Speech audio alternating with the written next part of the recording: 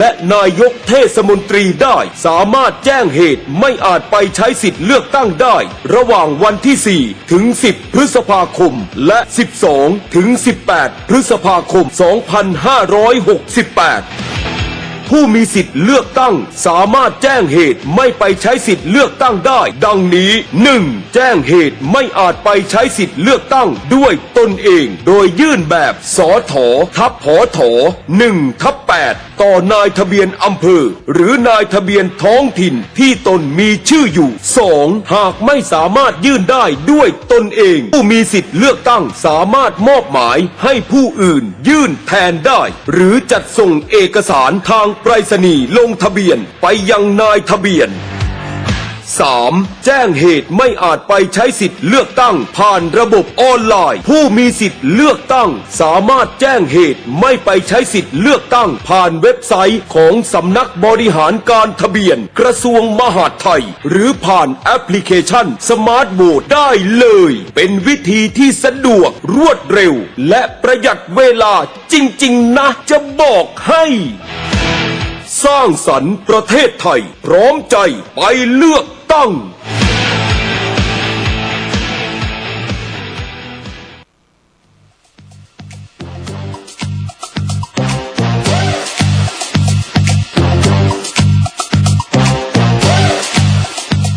เตรียมพร้อมอีกครั้งรวมพลังไปเลือกตั้งเทศบาลสำนักงานคณะกรรมการการเลือกตั้งขอเชิญชวนพี่น้องประชาชนผู้มีสิทธิ์เลือกตั้งทุกท่านออกไปใช้สิทธิ์เลือกตั้งสมาชิกสภาเทศบาลและนายกเทศ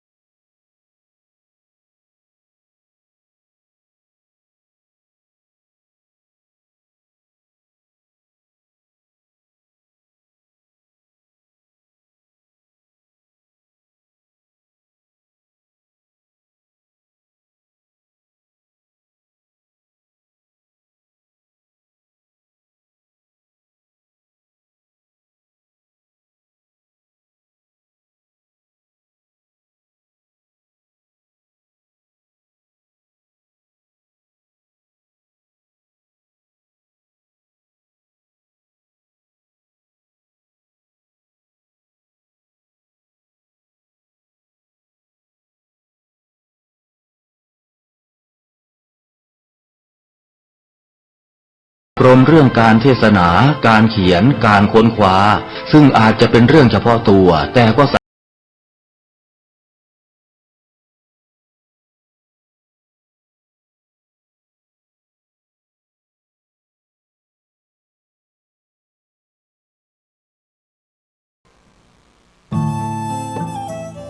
ท่านกำลังติดตามรับฟังสถานีวิทยุกระจายเสียงพระพุทธศาสนาแห่งชาติและสังคมคลื่นเพื่อการศึกษาพระพุทธศาสนาและวัฒนธรรมระบบ FM 104.5 เมกะเฮิรตซ์ รายการต่อไปเป็นรายการคดีโลกคดีธรรม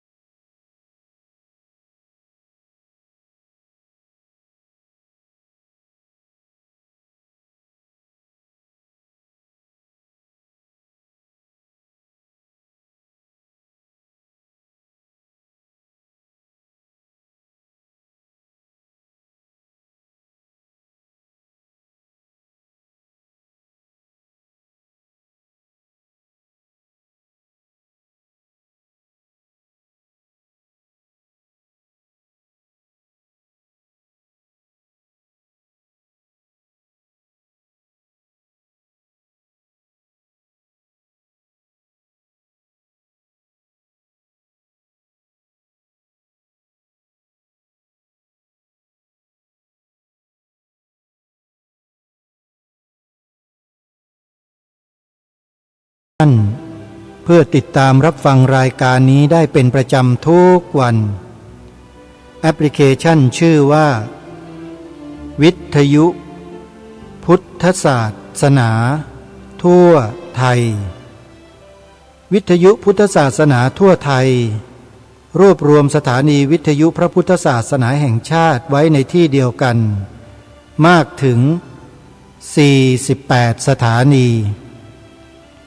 ใน48สถานีทั้งหมดมีพระสงฆ์เป็นผู้บริหารงานทั้งสิ้นเป็นผู้อำนวยการสถานีวิทยุดูแลกิจการด้วยตนเองนำสาระธรรมะที่ดีๆมาเปิดออกอากาศให้พวกเราได้รับฟังกันตลอด24ชั่วโมงหากสาธุชนท่านใดจะร่วมทำบุญเผยแผ่ธรรมขอให้ทำบุญทางสถานีวิทยุนั้นๆตามที่เราปรารถนาตามที่เราต้องการเถิดอานิสงส์แห่งบุญก็จะเกิดขึ้นแก่ผู้บริจาคทำบุญนั้นอย่างไม่มีที่สิ้นสุดจนกว่าเสียงธรรมจะหมดไปจากโลกตราบใดที่เสียงธรรมะยังดังกึกก้องอยู่ยังมีการออกอากาศอยู่มีผู้ฟังอยู่ผู้ที่ร่วมสนับสนุนก็จะได้อานิสงส์แห่งบุญนั้นไปโดยตลอดไม่มีวันที่สิ้นสุดขออนุโมทนาบุญกับทุกท่านวันนี้รายการคดีโลกคดีธรรมเริ่มข่าวประชาสัมพันธ์ให้สาธุชนมีส่วนร่วมกิจกรรมในเดือนพฤษภาคมที่ใกล้จะถึงนี้เนื่องด้วย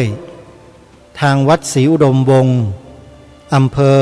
วังสะพุงจังหวัดเลยจัดงานปฏิบัติธรรมสัญจรขึ้นในระหว่างวันที่2ถึงวันที่4พฤษภาคมนี้โดยพาคณะญาติธรรมเดินทางไปทำกิจกรรมที่จังหวัดตราดออกเดินทางในวันที่2พฤษภาคมไปถึงจังหวัดตราดแล้วก็ร่วมทำกิจกรรมกันในวันที่3ตลอดทั้งวันทั้งคืนมีการแสดงธรรมสอดแจ้งและที่สำคัญก็คือว่าไปกันในช่วงที่ทุเรียนกำลังอุดมสมบูรณ์พอดีใครที่ได้ไปในช่วงนั้นก็คงจะได้รับประทานทุเรียนนำทุเรียนกลับมาแจกจ่ายญาติพี่น้องของเราที่อยู่ทางบ้านได้อีกด้วยใครที่จะร่วมกิจกรรมเดินทางไปปฏิบัติธรรมสัญจรกับวัดศรีอุดมวงศ์ก็สามารถโทรศัพท์จับจองสำรองที่นั่งได้ตั้งแต่บัดนี้เป็นต้นไปโทรศัพท์หมายเลข08894049068และในวัดเดียวกันคือวัดศรีอุดมวงศ์อำเภอวังสะพุงจังหวัดเลยหลังจากเสร็จสิ้นงานปฏิบัติธรรมสัญจรที่จังหวัดตราดแล้วในเดือนถัดไปคือเดือนมิถุนายนต่อเนื่องเดือนกรกฎาคมวัดศรีอุดมวงศ์อำเภอวังสะพุงจังหวัดเลยจัดงานปริวาสกรรมระหว่างวันที่25มิถุนายนถึงวันที่4กรกฎาคมท่านใดที่จะเข้าอยู่ปริวาสกรรมหมายถึงพระสงฆ์นะโยมนะก็สามารถลงทะเบียนเพื่อขอเข้าปริวาสกรรมกับทางวัดศรีอุดมวงศ์ได้ตั้งแต่บัดนี้เป็นต้นไป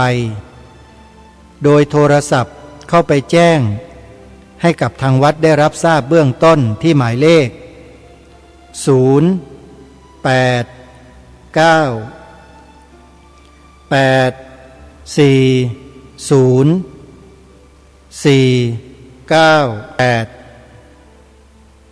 และกิจกรรมอีกกิจกรรมหนึ่งที่น่าสนใจ ซึ่ง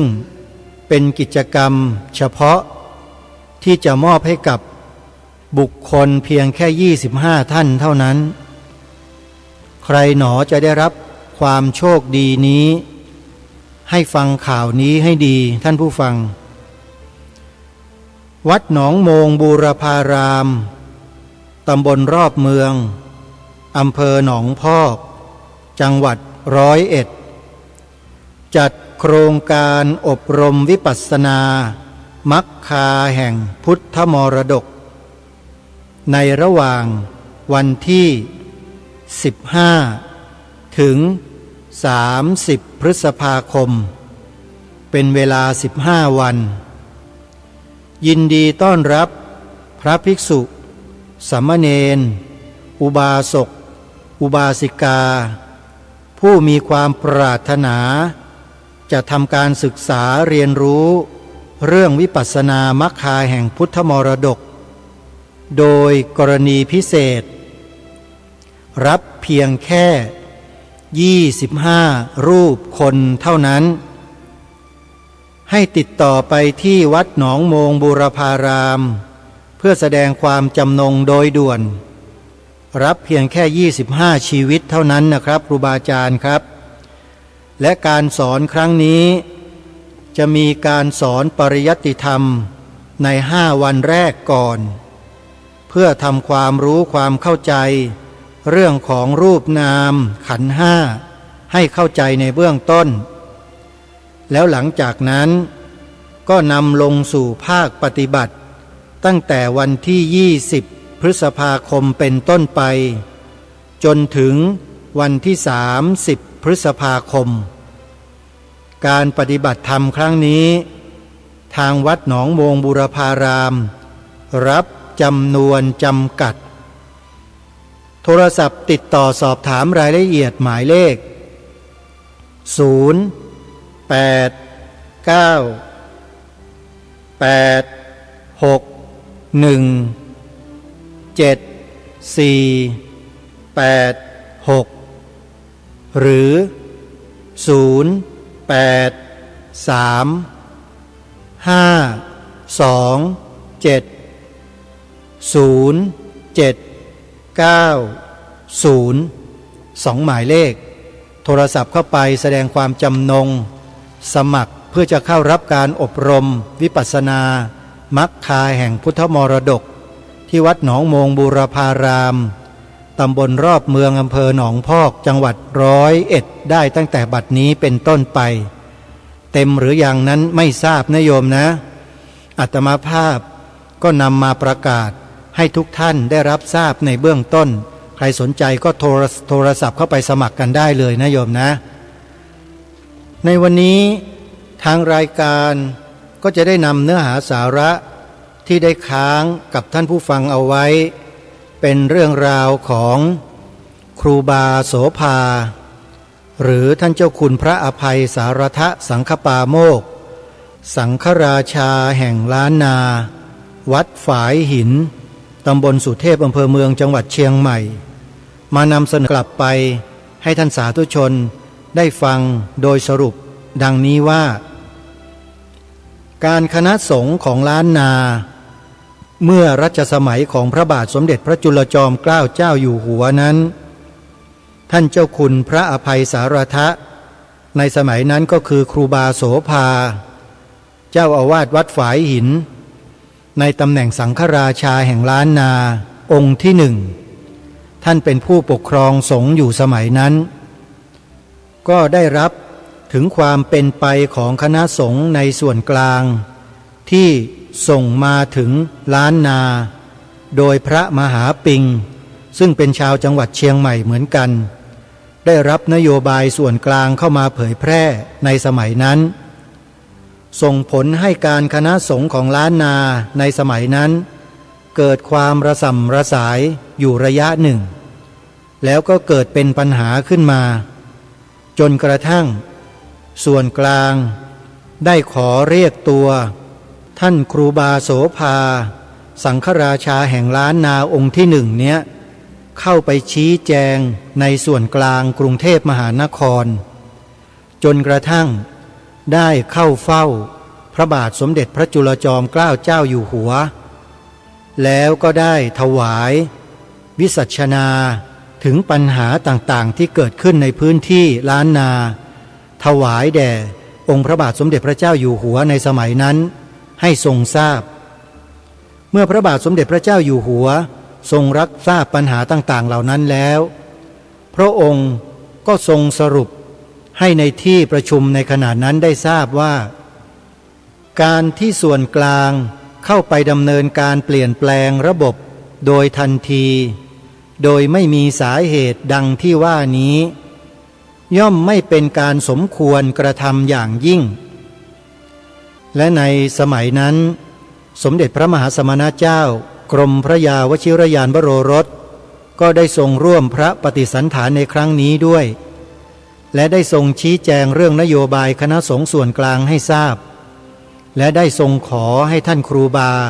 และคณะได้ช่วยเป็นกำลังสำคัญในการพัฒนาประเทศในด้านการศึกษา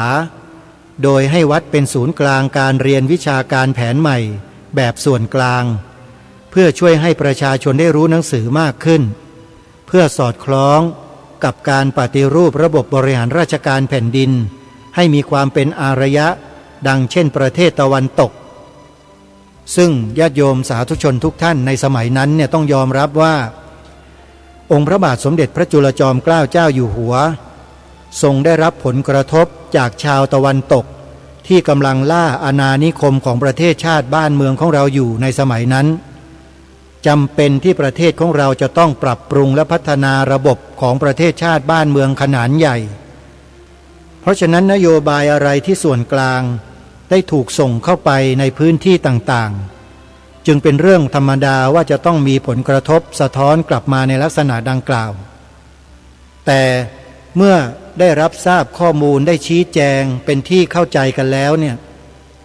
ทุกอย่างก็จบลงด้วยดีทุกประการทุกอย่างได้จบลงด้วยดีทุกประการท่านเจ้าคุณพระอภัยสารทสังฆปาโมกข์สังฆราชาแห่งล้านนาองค์ที่หนึ่งก็ได้รับแนวนโยบายจากสมเด็จพระมหาสมณเจ้ากรมพระยาวชิรยานวโรรสให้นำกลับไปพัฒนาการศึกษาพระสงฆ์และบรรดาญาติโยมพุทธบริษัทประชาชนชาวล้านนาจนเป็นที่พออกพอใจพอพระราชฤทัยของพระองค์ท่านเป็นอย่างมากและทุกภูมิภาคของประเทศก็ทำไปพร้อมกันทั้งหมดพวกเราจึงมีความรู้หนังสือมีความเข้าใจอะไรต่างๆในโลกนี้มากมายก็เพราะนโยบายที่ส่วนกลางแผ่ออกไปให้เรานั่นเองอันนี้คือข้อดีที่คนไทยเราได้ศึกษาเรียนรู้ไม่เหมือนดังแต่ก่อนที่เรียนรู้ได้ก็เฉพาะพระสงฆ์สามเณรเท่านั้นใครที่จะศึกษาเล่าเรียนต้องบวชจึงจะได้เรียนญาติโยมและการศึกษาแผนใหม่ไม่จำกัดไว้เฉพาะพระสงฆ์สามเณรเท่านั้นเด็กๆลูกหลานประชาชนทั่วไปก็มีสิทธิศึกษาเล่าเรียนด้วยนี่คือสิ่งที่เกิดขึ้นในบ้านเมืองไทยเราจึงอยู่รอดปลอดภัยเป็นเอกราชนครมาจนถึงวันนี้ได้ต้องขอบอกกับท่านผู้ฟังทั้งหลายไว้ณที่นี้ว่าที่เราอยู่รอดปลอดภัยมาจนถึงทุกวันนี้ได้หนึ่งเพราะพระราชอัจฉริยภาพขององค์พระมหากษัตริย์ไทยสมเด็จพระปิยมหาราชหรือพระบาทสมเด็จพระจุลจอมเกล้าเจ้าอยู่หัวรัชกาลที่5พร้อมด้วยพระน้องยาเธอสมเด็จพระมหาสมณเจ้ากรมพระยาวชิรยานวโรรสและสมเด็จกรมพระยาดำรงราชานุภาพแต่ละพระองค์ทรงช่วยกันขับเคลื่อนกิจการงานของประเทศชาติบ้านเมืองทั้งฝ่ายอาณาจักรและฝ่ายศาสนจักรให้มีความเข้มแข็งขึ้นโดยลำดับมาโดยตลอดจนกระทั่งนักล่าอาณานิคมจากตะวันตกไม่สามารถที่จะเข้ามาครอบครองและมายึดประเทศชาติบ้านเมืองของเราได้เพราะพระองค์ท่าน ตัดสินพระราชาฤทัยอย่างเฉียบพลันทันด่วน ผลกระทบที่เกิดขึ้นตรงนั้นจึงไม่ได้มีผลอะไรเลยกับความเป็นสยามประเทศของเราท่านผู้ฟังเป็นสิ่งที่ดีด้วยซ้ำไปและนี่ก็คือที่มาที่ไปในเบื้องต้นที่ได้นำมาอ่านให้สาธุชนได้ฟังกันจบไปเมื่อสัปดาห์เมื่อวันที่21เมษายนที่ผ่านมาคือเมื่อวานซืนนี้และความยังคงมีเหลืออยู่จะได้นำมาอ่านให้สาธุชนได้ฟังกันจนจบนะโดยเว็บไซต์ของศิลปะวัฒนธรรมบทความทั้งหมดนี้อยู่ในนิตยสารศิลปะวัฒนธรรมนะโยมนะใครที่ต้องการจะไปหาอ่านก็สามารถที่จะไปหาอ่านกันได้นะอยู่ในนิตยสารศิลปะวัฒนธรรมเดือนกันยายนพระพุทธศักราช2551ที่ผ่านมานี้เองนะไปหาอ่านกันดูได้นำเรื่องราวของท่านเจ้าคุณพระอภัยสารทสังฆปาโมกข์ครูบาโสภาสังฆราชาแห่งล้านนาองค์ที่หนึ่งตุเจ้าแห่งวัดฝายหินตำบลสุเทพอำเภอเมืองเชียงใหม่มาตีพิมพ์มาไว้ทางรายการก็ได้นำมาอ่านออกอากาศให้พวกเราได้ศึกษาเรียนรู้กันเดี๋ยววันนี้เรามาฟังในส่วนที่เหลือไปจนกระทั่งจบพร้อมๆกันท่านผู้ฟังหลังจากที่ครูบาโสภาได้เข้าเฝ้าพระบาทสมเด็จพระจุลจอมเกล้าเจ้าอยู่หัวตามที่เราได้สดับรับฟังกันไปแล้วนั้นเรื่องราวต่างๆที่จะดูร้ายก็กลายเป็นดีทั้งหมดครูบาโสภาก็จะเดินทางกลับไปสู่ล้านนาเรื่องราวจะดำเนินไปอย่างไรนั้นติดตามรับฟังได้ดังต่อไปนี้เมื่อวันที่ฟ้าสดใสได้รับพระราชทานสัญญาบัตรและดำรงตำแหน่งเจ้าคณะจังหวัดเชียงใหม่องค์แรกวันรุ่งขึ้นหลังจากได้เข้าเฝ้าเพื่อหารือข้อราชการแล้วสมเด็จพระมหาสมณเจ้ากรมพระยาวชิรยานวโรรสได้มีพระบัญชาให้อธิบดีกรมสังฆการีเสนอชื่อพระราชาคณะจากส่วนกลางที่ครูบาฝายหินเห็นชอบเพื่อจะเดินทางไปร่วมวางระเบียบคณะสงฆ์เวียงพิงซึ่งท่านครูบาเองท่านได้เจาะจงพระธรรมวโรดมจ่ายเจ้าอาวาสวัดเบญจมบพิตรพร้อมกันนี้ท่านครูบาได้รับพระราชทานสัญญาบัตรและพัดยศเป็นเจ้าคุณพระอภัยสารทะสังฆปาโมกข์เพื่อเป็นเกียรติประวัติแก่ศรีนครพิงค์เชียงใหม่เสมือนหนึ่งว่าท่านได้รับการแต่งตั้งอย่างเป็นทางการนั่นเองข่าวท่านครูบาฝายหินได้รับพระราชทานสัญญาบัตรและพัดยศในครั้งนี้นับเป็นเรื่องปีติยินดีแก่ชาวเชียงใหม่ในครั้งนั้นเป็นอย่างมากเนื่องจากศิษยานุศิษย์ของท่านต่างมีความกังวลในตัวท่านต่างๆนานาเกี่ยวกับการลงไปเมืองบางกอกเพื่อรับฟังข้อกล่าวหาเมื่อมีข่าวที่น่ายินดีเช่นนี้ปรากฏขึ้นเสมือนหนึ่งว่าฝันร้ายนั้นได้หายไปสิ้นและมหาชนชาวเชียงใหม่ต่างรอคอยการกลับสู่มาตุภูมิของท่านอย่างใจจดใจจ่อเพื่อรอต้อนรับท่านอย่างสมเกียรติและวันที่ท่านเดินทางมาถึงโดยทางเรือและเข้าเทียบท่าที่วัดชัยมงคลตำบลช้างคลานอำเภอเมืองเชียงใหม่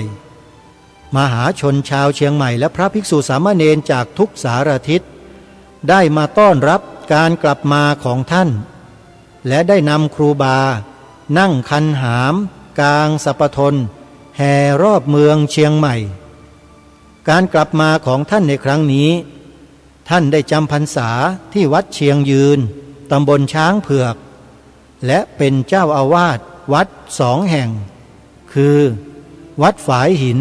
เชิงดอยสุเทพบ้านเกิดของท่านกับวัดเชียงยืนที่พำนักแห่งนี้แล้วนี่ก็เป็นบรรยากาศ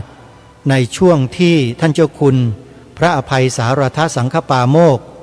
เดินทางกลับสู่เวียงพิงเชียงใหม่ มีผู้คนแห่แหนกันมาต้อนรับคุณท่านอย่างล้นหลามมากมาย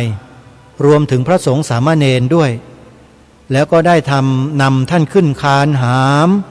แล้วก็กลางสัปทนเนี่ยแห่ไปรอบเมืองเชียงใหม่เป็นการประกาศเกียรติและศักดิ์ศรีของท่านให้ทราบโดยทั่วเมืองเชียงใหม่ว่าท่านคือผู้นำของสงฆ์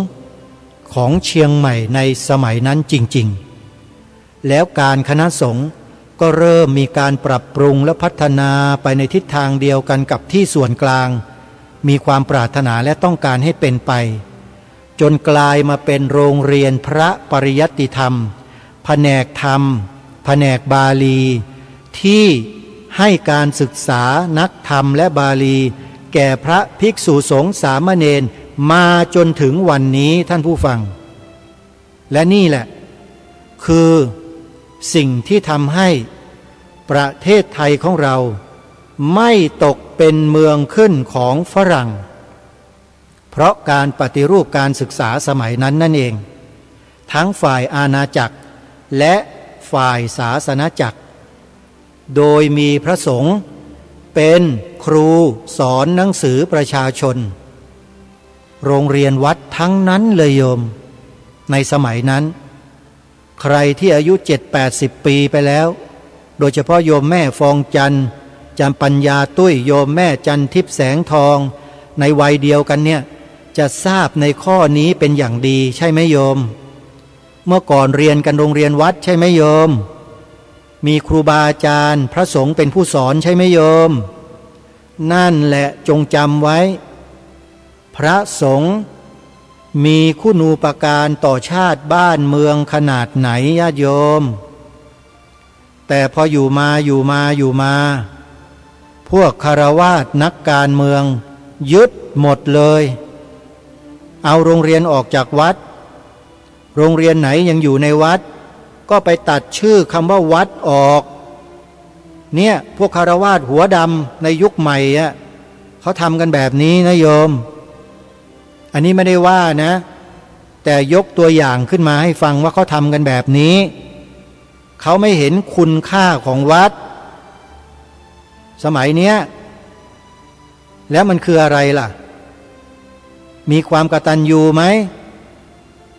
อันนี้ถามเฉยๆนะมีหรือไม่มีไม่ทราบแต่พฤติกรรมพฤติการมันบอกอยู่คล้ายๆจะเป็นอย่างนั้นไหมนะแวะมานิดหนึ่งโยมแวะมานิดหนึ่งสะกิดเขาเรียกว่าสะกิดพอให้รู้เพราะฉะนั้นโยมสถาบันพระมหากษัตริย์กับสถาบันสงฆ์มีส่วนช่วยกันพยุงสังคมประเทศชาติบ้านเมืองนี้ให้อยู่รอดปลอดภัยมาถึงวันนี้ได้ถ้าเราไม่ศรัทธาไม่เคารพพระสงฆ์แล้วเราจะไปศรัทธาเคารพใครโยมจริงไหมเพราะฉะนั้นจงกลับมาส่งเสริมพระสงฆ์ให้เหมือนเดิมหรือดีกว่าเดิมอย่าปล่อยปละละเลยอย่าไปหลงเชื่อพวกทูตเทวทัตทูจินกันนะโยมเคยสนับสนุนส่งเสริมพระสงฆ์อยู่ดีๆพอไปฟังพวกผีพวกเปรตเหล่านี้ไปใส่ไข้ทำให้เกิดความรังเกียจพระสงฆ์ขึ้นมาโยมก็ไม่สนับสนุนพระเลย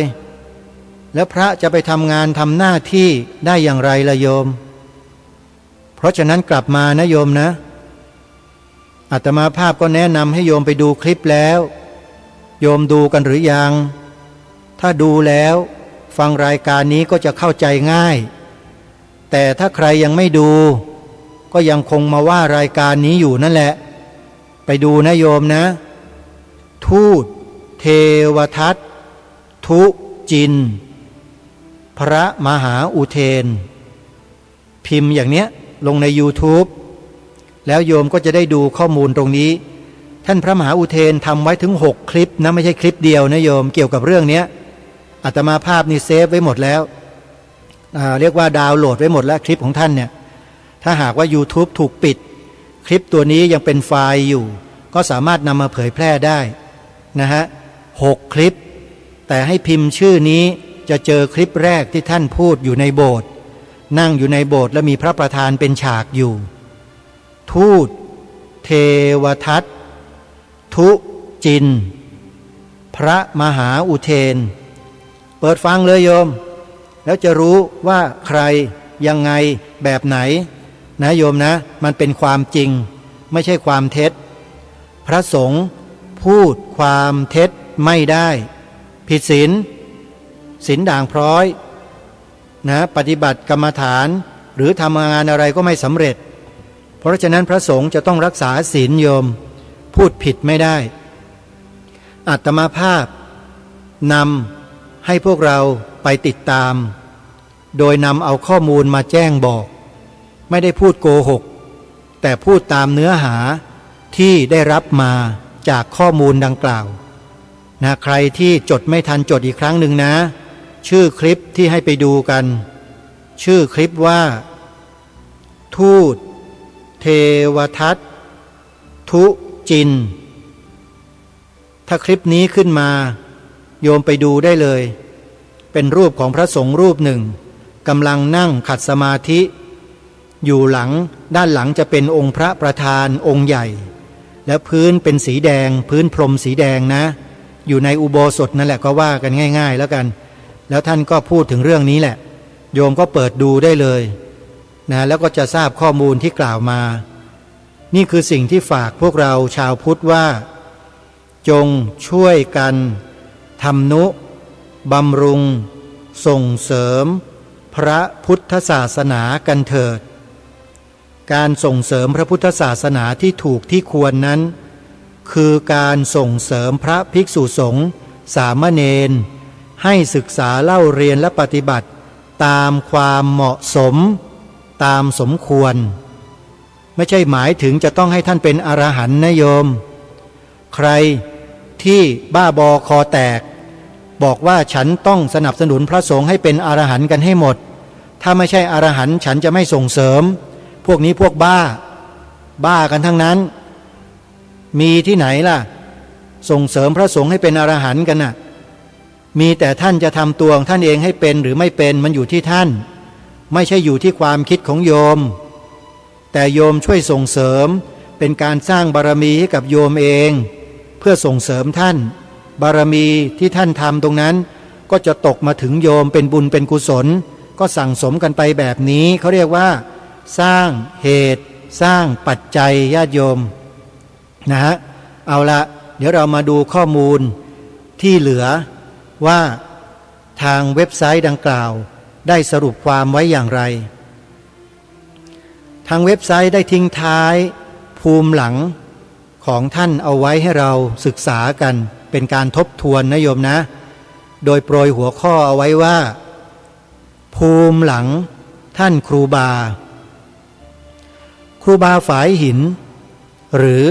เจ้าคุณอภัยสารทะนามเดิมของท่านมีชื่อว่าควายตามที่บิดามารดาท่านตั้งให้เป็นชาวบ้านเชิงดอยสุเทพโดยบรรพบุรุษของท่านเป็นชาวเชียงแสนที่ถูกกวาดต้อนมาในสมัยพระยากาวิละในยุคที่เรียกว่าเก็บผักใส่ช้าเก็บข้าใส่เมืองแปลความว่าเก็บผักใส่ตะกร้าเก็บข้าใส่เมืองท่านถือกำเนิดเมื่อวันอังคารปีมะโรงพระพุทธศักราช 2375 ในยุคของเจ้าหลวงพุทธวงศ์หรือเจ้าหลวงแผ่นดินเย็นเจ้าหลวงเชียงใหม่องค์ที่สี่เมื่อเจริญวัยบิดามารดาได้นำท่านไปเป็นลูกศิษย์ของพระสุธรรมกิติเถระเจ้าอาวาสวัดป่าแดงหลวงหรือสำนักรัตนมหาวิหารแห่งสิงหนิกายบนม่อนดอยเล็กๆใต้บ้านของท่านโดยที่พระสุธรรมกิติเถระรูปนี้ท่านมีความปราดเปรื่องในทางวิปัสสนาธุระและคันธะธุระจึงไม่ใช่เรื่องแปลกที่ท่านครูบาฝายหินท่านจะปราดเปรื่องเรื่องภาษาบาลี และภาษามคธแม้กระทั่งวัดปฏิบัติอันเคร่งครัดที่ทำให้ท่านเป็นพระผู้ปฏิบัติดีปฏิบัติชอบสมควรแก่การสักการะแก่สาธุชนทุกชนชั้นเมื่อท่านครูบาได้มาเป็นศิษย์พระสุธรรมกิติเถระแล้วท่านได้ชื่อใหม่ที่อาจารย์ของท่านเปลี่ยนให้เป็นอุ่นเฮือนหรืออุ่นเรือนอันเป็นนามมงคลที่หมายถึงผู้นำความสุขมาสู่บ้านเรือนหรือครอบครัวครั้นเมื่อถึงเวลาอุปสมบทหรือที่ภาษาล้านนาเรียกว่าเป็กเป็นตุเจ้าท่านได้รับฉายาว่าโสพโนซึ่งนามเรียกของท่านที่ปรากฏโดยทั่วไปจะรู้จักกันในนามครูบาฝายหินบ้างเจ้าคุณภัยบ้างหรือไม่ก็ครูบาโสภาแต่ชื่ออุ่นเรือนของท่านกลับไม่ค่อยปรากฏว่ามีใครเรียกหรือคุ้นเคยมากนักท่านครูบาฝายหินมีศิษย์ที่ใกล้ชิดชื่อพระครูประหลัดคำซาวเจ้าอาวาสวัดฝายหินองค์ต่อมาซึ่งได้ร่วมทุกข์ร่วมสุขกับท่านมานับตั้งแต่การลงไปเข้าเฝ้าในหลวงรัชกาลที่5และท่านครูบาฝายหินได้มรณภาพเมื่อปีพระพุทธศักราช 2458 ด้วยโรคชราสิริอายุได้83 ปีและนี่ก็เป็นชีวิตของท่านเจ้าคุณพระอภัยสารทะสังฆปาโมกข์ครูบาโสภาสังฆราชาองค์ที่หนึ่งแห่งล้านนาไทยของเราซึ่งทางรายการก็ได้นำมาเสนอต่อท่านผู้ฟังจนกระทั่งจบโดยเริ่มมาตั้งแต่วันที่19 เมษายนเป็นต้นมาจนถึงวันที่21 เมษายนแล้วก็มาวันนี้22 เมษายนก็เป็นอันว่าเราได้ศึกษาเรียนรู้ประวัติความเป็นมาของครูบาโสภาที่ทางศิษยานุศิษย์ของวัดฝายหินและชาวบ้านเชิงดอยสุเทพได้จัดงานสงน้ำอัฐิธาตุและรูปเหมือนของท่านเป็นประจำทุกปีในวันที่21 เมษายนของทุกปีเราก็จะได้มีส่วนร่วมกันในโอกาสปีต่อๆไปด้วยกันนะโยมนะขออนุโมทนาบุญทุกท่านที่ติดตามรับฟังรายการนำสาระและความรู้นี้ไปประดับปัญญาของเราเพื่อให้เกิดบุญกุศลในการบำเพ็ญกองการกุศลในโอกาสต่อไปร่วมกันญาติโยมแล้วก็อย่าลืมนะในเดือนต่อไปเดือน6เป็นเดือนไทยนะโยมเดือน6วันวิสาขะที่ล้านนามีงานวิสาขาบูชาอยู่หลายแห่งและบางแห่งที่อาตมาภาพจะเดินทางไปร่วมงานด้วยในปีนี้จะเป็นที่ไหนอย่างไรนั้นเดี๋ยวจะประกาศแจ้งให้กับญาติโยมสาธุชนได้ทราบในโอกาสต่อไปนะแต่วันนี้นะยังไม่ได้ประกาศนะโยมนะว่าที่ไหนแต่ก็จะแวะไปเยี่ยมครูบาอาจารย์ที่วัดฝายหินด้วยแหละนะส่วนจะค้างหรือไม่ค้างอย่างไรนั้นก็ต้องปรึกษาหารือกับคณะกับทีมงานของเราดูก่อนเพราะว่าจะต้องแวะไปในหลายๆที่หลายๆแห่งด้วยนะก็ขอฝากญาติโยมชาวล้านนาทุกคนที่ต้องการจะพบจะปะแก่อาตมาภาพเจ้าของรายการคดีโลกคดีธรรมตัวจริงเสียงจริงนั้นโยมรอสักนิดนะโยมนะเดี๋ยวถ้ามีโอกาสงานสำคัญของวัดฝายหินปีไหนก็ตามจะหาโอกาส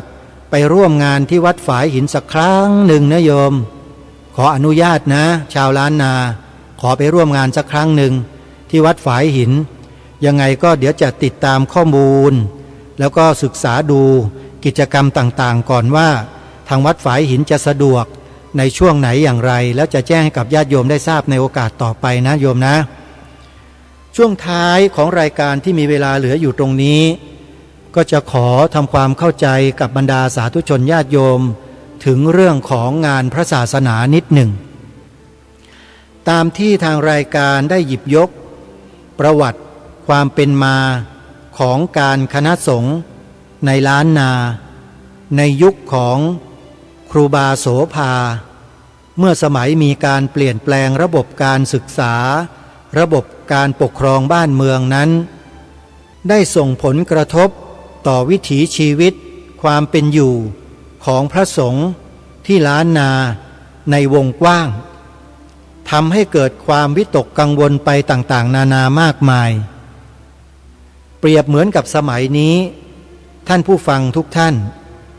ก็ไม่ค่อยจะแตกต่างอะไรกันมากมีอยู่ช่วงหนึ่งท่านสาธุชนจำได้หรือไม่มีการปฏิรูปการศึกษาของชาติแล้วก็ส่งผลกระทบต่อคณะสงฆ์ของเราการปฏิรูปการศึกษาในครั้งนั้นเนี่ยส่งผลให้เกิดร่างพระราชบัญญัติขึ้นมาฉบับหนึ่งร่างพระราชบัญญัติฉบับนั้นมีชื่อว่าร่างพระราชบัญญัติการศึกษาศาสนาและวัฒนธรรมทีนี้ร่างกฎหมายฉบับดังกล่าวนี้เนี่ยไม่ได้เกิดขึ้นโดยแนวพระราชดำริขององค์พระมหากษัตริย์เหมือนดังในอดีตสังเกตข้อนี้ให้ดีนะท่านผู้ฟังแนวคิดและแนวทางของการยกร่างกฎหมายในปัจจุบันไม่ใช่แนวพระราชดำริขององค์พระมหากษัตริย์เหมือนดังในอดีตแล้วนะโยมเมื่อไม่ใช่แนวพระราชดำริขององค์พระมหากษัตริย์ซึ่งพระองค์ถือว่าทรงเป็นองค์เอกอัครพุทธศาสนูปถัมภกโดยตรงทรงปฏิบัติพระราชภารกิจควบคู่ไปกับศาสนจักรมาโดยตลอดเพราะฉะนั้นเมื่อเวลาพระองค์จะทรงปฏิรูปการศึกษาระบบการบ้านการเมืองต่างๆเนี่ยพระองค์จะต้องทรงดูทิศทางของทุกสิ่งทุกอย่างในบ้านเมืองให้ครบสำเร็จเสร็จสรรพทั้งหมดจึงตัดสินพระราชฤทัยลงไปเรื่องที่เกิดขึ้นที่ภาคเหนือเมื่อครั้งรัชสมัยของพระบาทสมเด็จพระจุลจอมเกล้าเจ้าอยู่หัวนั้นถือว่าเป็นเรื่องปกติไม่ได้ผิดแผกหรือว่าไม่ได้ขัดแย้งอะไรเลยแต่เพียงแค่มีความเข้าใจผิดกันเพียงเล็กน้อยเท่านั้นเองคิดว่าจะมาเปลี่ยนแปลงวัฒนธรรมความเชื่อความศรัทธาประเพณีของชาวล้านนาเท่านั้นเองแต่จริงๆหาเป็นเช่นนั้นไม่เมื่อครูบาโสภาและคณะเดินทางมาเข้าเฝ้าพระบาทสมเด็จพระเจ้าอยู่หัวรัชกาลที่5ในสมัยนั้นได้ทำความชี้แจงถวายวิสัชนาแด่พระองค์ท่านเป็นที่เรียบร้อยแล้วพระองค์ท่านก็ทรงเข้าพระราชหฤทัยทั้งหมดแล้วก็ทรงแต่งตั้งสมณศักดิ์ให้กับครูบาโสภาเป็นเจ้าคุณพระราชาคณะที่พระอภัยสารทสังฆปาโมกข์แล้วให้กลับไปครองสงฆ์ที่เชียงใหม่เหมือนเดิมโยมเรื่องทุกอย่างก็จบแล้วองค์ครูบาโสภาท่านก็รับนโยบายจากส่วนกลางเนี่ยไปเผยแผ่ไปทำการบริหารจัดการได้อย่างเรียบร้อยดีงามมาจนถึงวันนี้เห็นไหมครับทุกอย่างจบหมดแล้วนะฮะไม่มีความขัดแย้งอะไรอีกแล้วแต่ในยุคของประชาธิปไตยที่พวกมากแล้วลากกันไปเนี่ยพวกมากลากไปพวกมากลากไปเนี่ยนะเขาเขียนกฎหมายกันขึ้นมาด้วยคนสามัญทั่วๆไปญาติโยมสาธุชนต้องเข้าใจนะว่าในสมัยสมบูรณาญาสิทธิราชอำนาจอาญาสิทธิเด็ดขาดทั้งหมดอยู่ที่องค์พระมหากษัตริย์พระองค์เดียวทรงตัดสินพระราชฤทัยและการตัดสินพระราชฤทัยของพระองค์ท่านนั้นจะต้องได้รับการพิจารณาอย่างละเอียดรอบคอบดีแล้วนะจึงจะตัดสินพระราชฤทัยสร้างกฎหมายขึ้นมาด้วยพระองค์เองและกฎหมายฉบับหนึ่งที่พระองค์ได้ทรงสร้างขึ้นมากำหนดขึ้นมาก็คือพระราชบัญญัติลักษณะปกครองคณะสงฆ์รศ.121ใครลองไปอ่านดู แล้วท่านจะทราบถึงแนวพระราชดำริของพระองค์ท่านชัดเจนมากรศ121นะแล้วต่อจากนั้นมาก็เกิดร่างพระราชบัญญัติคณะสงฆ์ปีพระพุทธศักราช2483การคณะสงฆ์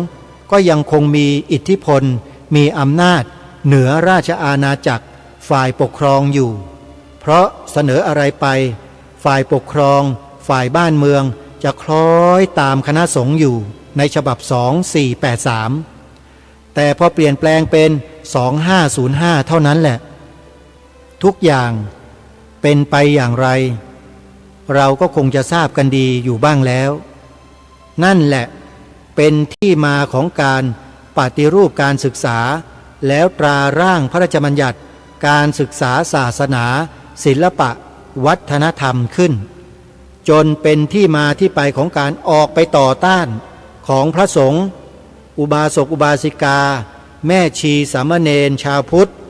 ที่ทำเนียบรัฐบาลเมื่อปีพระพุทธศักราช2544มันเกิดมาจากพระราชบัญญัติการศึกษาแห่งชาติฉบับปี40แล้วก็มีผลให้ออกกฎหมายลูกอีกหนึ่งตัวก็คือร่างกฎหมายดังกล่าวมาเมื่อกี้นี่แหละแต่มันมีปัญหา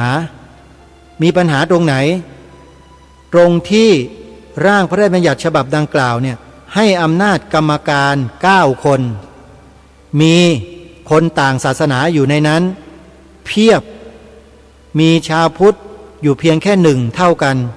นอกนั้นก็เป็นนักวิชาการรวมทั้งหมด9คนแล้วเวลายกมือชาวพุทธจะชนะไม่โยม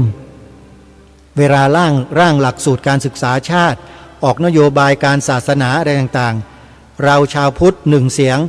สู้อีก8เสียงได้ไหมโยมนั่นแหละจึงเป็นเหตุให้ครูบาอาจารย์เรานำทัพออกไปต่อต้านร่างพระราชบัญญัติดังกล่าวไม่ให้ผ่านแล้วเราก็ทำสำเร็จในปีนั้นและผู้ที่พูดอยู่เนี้ยที่นั่งอยู่เนี้ยเป็นหนึ่งในนั้นด้วยที่ออกไปในสมัยนั้นจึงรู้เรื่องราวตั้งแต่ต้นมาจนถึงวันนี้แล้วหลักฐานข้อมูลเหล่านั้นก็ยังอยู่เก็บไว้หมดได้ข้อมูลได้เอกสารได้ร่างพระราชบัญญัติอะไรมาเก็บเป็นหลักฐานเอาไว้เพื่อมานั่งศึกษามาหาอ่าน